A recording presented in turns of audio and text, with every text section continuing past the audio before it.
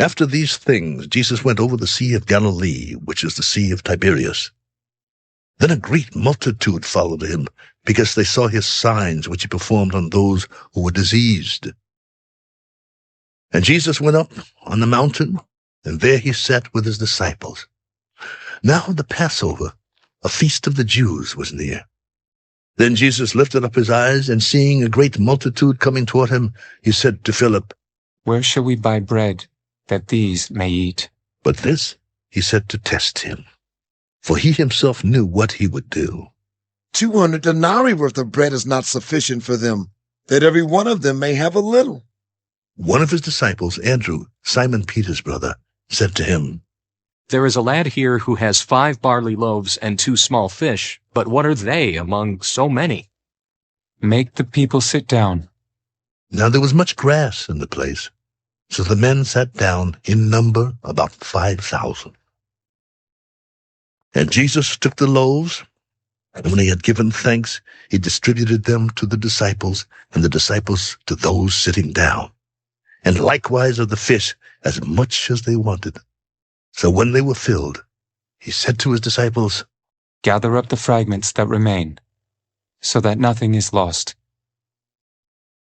Therefore they gathered them up, and filled 12 baskets with the fragments of the 5 barley loaves which were left over by those who had eaten. Then those men, when they had seen the sign that Jesus did, said, "This is truly the prophet who is to come into the world." Therefore, when Jesus perceived that they were about to come and take him by force to make him king, he departed again to the mountain by himself alone. Now when evening came, his disciples went down to the sea, got into the boat, and went over the sea toward Capernaum. It was already dark, and Jesus had not come to them. Then the sea arose, because a great wind was blowing. So when they had rowed about 3 or 4 miles, they saw Jesus walking on the sea and drawing near the boat, and they were afraid. "It is I. Do not be afraid." Then they willingly received him into the boat, and immediately the boat was at the land where they were going.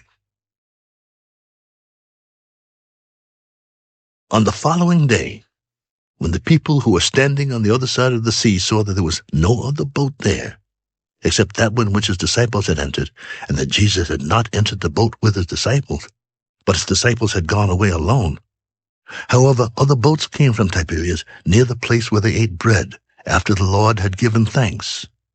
When the people therefore saw that Jesus was not there, nor his disciples, they also got into boats and came to Capernaum, seeking Jesus. When they found him on the other side of the sea, they said to him, "Rabbi, when did you come here?"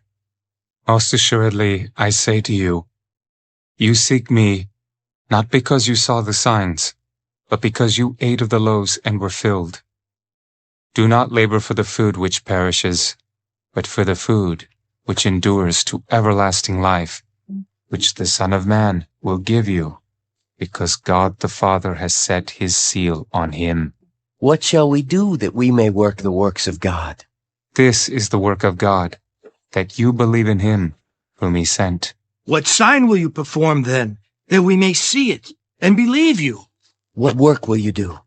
Our fathers ate the manna in the desert, as it is written, He gave them bread from heaven to eat. Most assuredly I say to you, Moses did not give you the bread from heaven, but my Father gives you the true bread from heaven. For the bread of God is he who comes down from heaven and gives life to the world. Lord, give us this bread always. I am the bread of life. He who comes to me shall never hunger, and he who believes in me shall never thirst. But I said to you that you have seen me, and yet do not believe. All that the Father gives me will come to me, and the one who comes to me I will by no means cast out.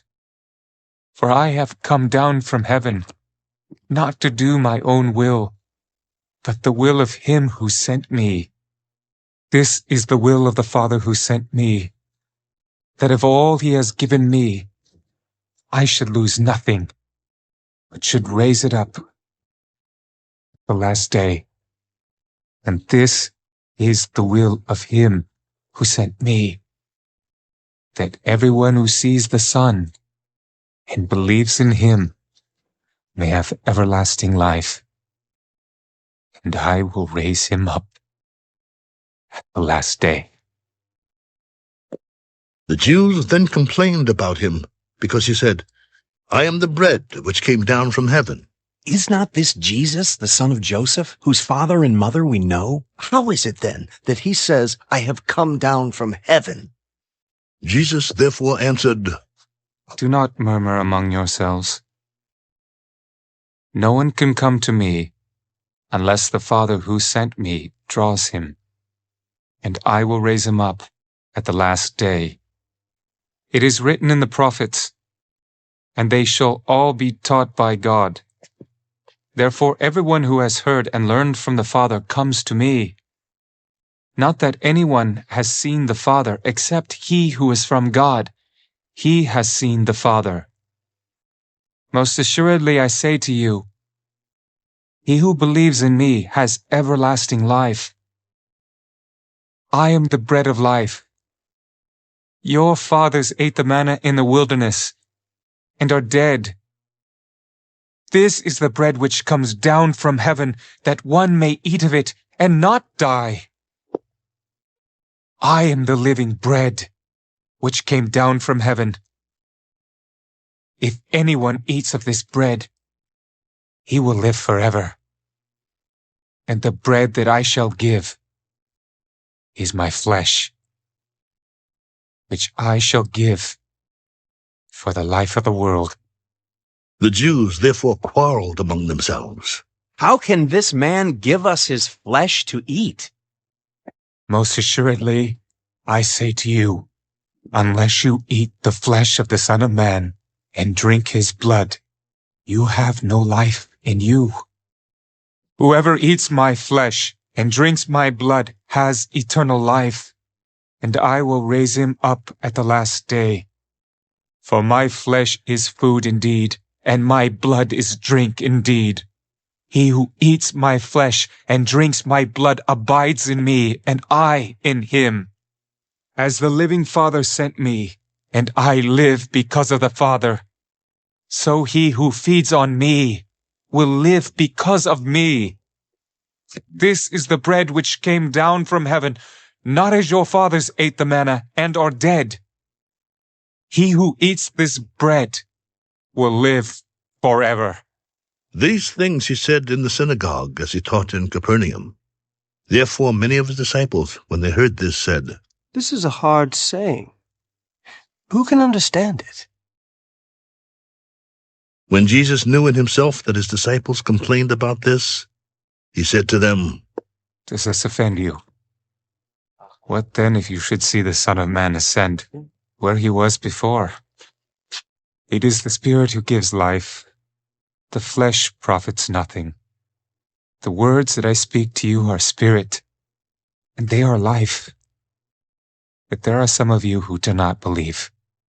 For Jesus knew from the beginning who they were who did not believe and who would betray him. Therefore I have said to you that no one can come to me unless it has been granted to him by my Father. From that time, many of his disciples went back and walked with him no more.